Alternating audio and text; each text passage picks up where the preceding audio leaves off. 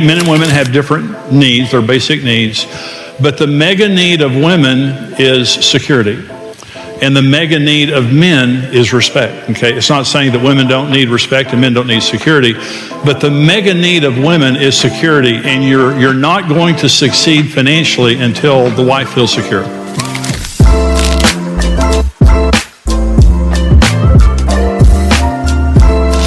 In this session, I'm talking about building financial intimacy and partnership. I want to talk about money.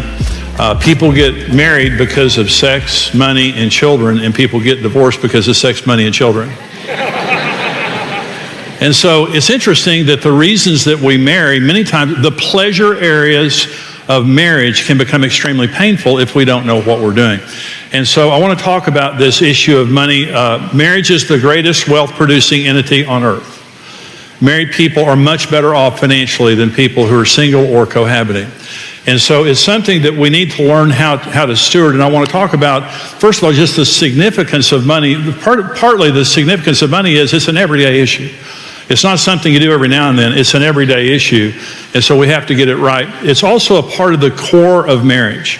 Now, when the state of Texas, or whatever state or country that you're from, and welcome for all the simulcast sites, for all the people watching at home, wherever you're from, whatever state, the state looks at your marriage in three ways: sexual exclusivity, next of kin, and financial unity. That's what marriage means to the state of Texas. Sexual exclusivity, next of kin, and financial unity. That's a part of the core of marriage. In other words, it's a very important part of the reason that we're married. But also, money is an essential element of trust that develops intimacy. If you don't get money right, it's going to be hard or harder to have intimacy in marriage. And so the mega need, men and women have different needs, their basic needs, but the mega need of women is security. And the mega need of men is respect, okay? It's not saying that women don't need respect and men don't need security, but the mega need of women is security, and you're not going to succeed financially until the wife feels secure. That's the big goal. And you're not going to succeed until the husband feels respected. If the woman feels insecure, the man feels disrespected, you're not going to succeed at what you're trying to accomplish. So let me talk about 4 steps to financial intimacy and partnership. How do you succeed at having this? And by the way, this was an issue in our marriage that we couldn't talk about. Karen, this was a radioactive issue in our marriage. When we first got married, we could not talk about the issue of money. It was absolutely horrible. And so number 1 step to financial intimacy and partnership is mutual respect. And what that means is I need you. I need you to be a partner with me in finances. Now, sometimes there's chauvinism, where you'll have a man who feels as though that it's his job to run the finances, and he demeans his wife or disrespects his wife. Sometimes it's a woman who does that. Prior hurts. Sometimes you come into a marriage maybe with some prior hurts or something that caused you to be, a certain way financially.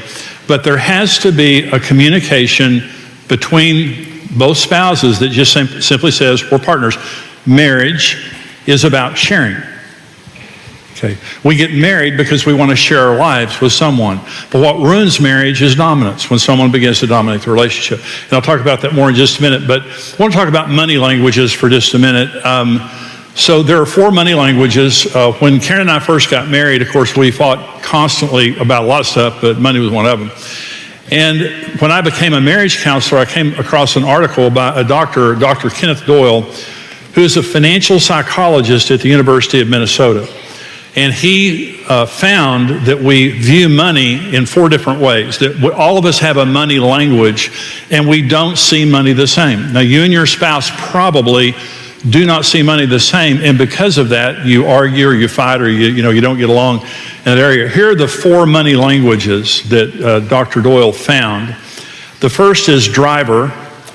Money means success. To a driver, when they see money, to them it means success. It protects against the fear of incompetence. The second is amiable. This is my money language. Money means love. Relationships and people are the focus of their financial desires. Money means love and affection. 3 is analytic. Money means security. It wards off chaos and problems. Karen is an analytic.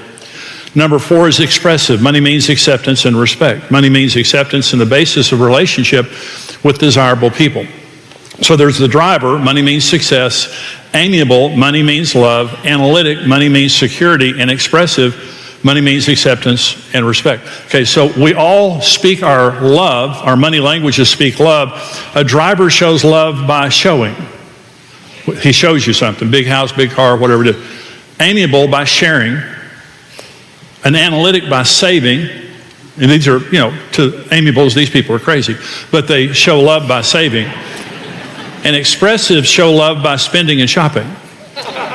They want to make you look better, so you'll be accepted and stuff like that. So driver, amiable, analytic, expressive. So now just watch the response here. Okay. So how many of you can find yourself in one of those money languages? Raise your hand. Okay, raise your hand. Okay, everybody's got their hand up just about. Okay, put your hand down. Okay, so how many of you can see your spouse in one of those money languages? Raise your hand. Okay. Okay, everybody got their hand up. Okay, so how many of you are different than your spouse in your money language, right? Oh my gosh, the hands, before I even got it out. There you go. Okay, how many of you are the same? Anybody the same here? Oh my goodness. A few, I see a few hands, you have the same money language. Okay, so every money language has a weakness. You have a strength, but you have a weakness. And so drivers can be materialistic. Analytics can be tight. They are tight, let me just say it that way. Analytics can see money is more important than people. They can. That's not always true, but it's sometimes true. Amiables can be non-structured, not a good money manager. And expressives can use money like people use drugs to sedate. And so Karen and I got married, and I was an amiable and she was an analytic. And Karen is a saver. Now, Karen is very generous. I'll tell that story in just a minute, but we fought constantly about money, and Karen would say, "You're just a spendthrift." And I'd say, "You're a tightwad. You're the kind of person you're going to die with all your money in a mattress and nobody's going to love you." And she said, "Well, at least I'll have a mattress." So, you're better if you're different. You're better off if you have a different money language. So Karen and I make a great team. Now, we didn't know it back then. We judged each other. We rejected each other. We fought like cats and dogs. But see, we make great decisions together. So what is important to me, this is just an example of, kind of the conversation we have. So I said to Karen, I want to take our family to Disneyland. And Karen said, I don't want to go into debt to take our family to Disneyland. And I said, well, I don't either, Karen, but I want to take our family to Disneyland. She said, well, as soon as we have the money, we'll go to Disneyland. And I said, well, okay, let's begin to save to go to Disneyland. Okay, so we did. Now, this is after we got over the fighting stage. And so, in other words, she didn't want to go into debt to go on vacation. Okay, I would have put it on a credit card. Okay, so we made a decision to save until we could. So we go to Disneyland, and I always get emotional when I tell the story. I've got the little picture at home. But we go to Disneyland, and so our granddaughters all go into the Bippity Boppity Boutique and get their hair all done, get glitter all over their face. And they come walking out.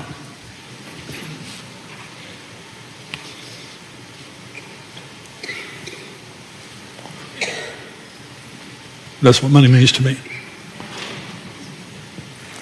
But we didn't go into debt. So Karen was happy. Well, that's the good thing about it. So, I need Karen Evans in my life. And she irritated me to death for years. But I didn't see, you're wired to see money a certain way, and you can't shame each other out of it. What's wrong with you? It's nothing wrong with you. It's just the way you see money. But you have a weakness and a strength, and that's why you need each other. If you have the same money language, sometimes you need to have somebody from the outside to help speak into your finances. But mutual respect is very important. Number 2, shared control. No one dominates the money. Okay, you make all your decisions together. And here's how to know when someone's controlling the finances. Significant financial decisions are made without agreement or even discussion. When I first started counseling, I had a couple. I think it was her uncle died, left her $30,000. And the husband took control of it, bought himself a new pickup and a bunch of stuff he needed, put the rest in savings. She wanted to buy a sofa and some curtains, and he said, we don't have the money. That's sisterhood, man, I'm telling you right now. So we don't make significant financial decisions without each other. Marriage is about sharing. It doesn't matter who earns the money. It belongs to both of us. Doesn't matter. I'm the breadwinner in our family. And we never talk about control of the finances because we share the control. Here's how to know that someone's controlling it is one spouse makes the other pay a price for disagreeing with them or stating their opinion. Now, this is dominance, and I was very dominant when Karen and I first got married. Okay, so when you have to pay a price for disagreeing, that's called control. And so when Karen and I make decisions, and I'll talk about it more in just a minute, when we make decisions together, we never punish each other. If Karen disagrees with me, if I say I want to do this and she says no, it's great. You know, I'm not going to, it's not worth paying the price for going alone without your spouse. It violates the unity, the intimacy of the relationship. One other thing, one spouse is uninformed about significant areas of the finances. Withholding information is a form of control. I'm just not going to tell you what's going on. I have a friend, and this is a wonderful couple, have a wonderful marriage, and I have a friend that he has a business that he started in his garage that 30 years later sold for hundreds of millions of dollars.